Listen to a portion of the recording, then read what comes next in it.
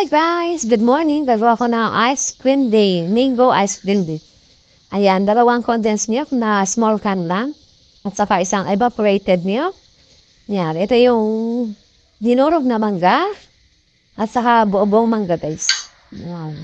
Yan, lagyan na natin guys itong gatas dito. Lagyan na natin guys itong condensed milk.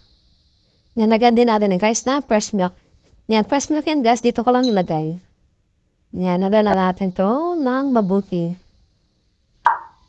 Lagyan natin ng 1/4 cup na brown sugar. At saka 3 tablespoon ng cornstarch. Nalala na natin to guys. Halo-haloin na natin to guys hanggang sa kumulo. Yan guys, medyo kumukulo-kulo na siya. Pwede na natin itong tanggalin. Ito naman guys sa lagayan, ilagay natin itong Nestle cream. Yan siya. Yan, mix lang natin po guys.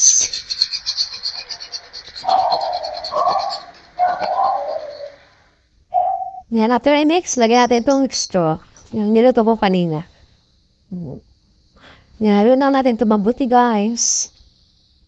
And guys, after i-mix, lagyan natin itong yung darog na mangga. Yan. 3 boto guys. Yan, napakaganda guys, oh. Yan, maglaglang tayo dito ng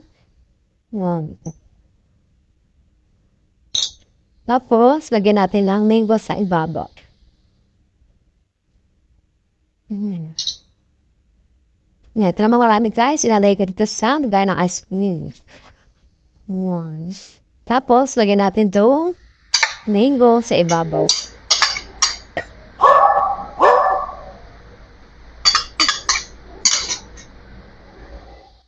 Yan guys, ito na yung ice cream day. Ayan, parang ice cream na rin siya.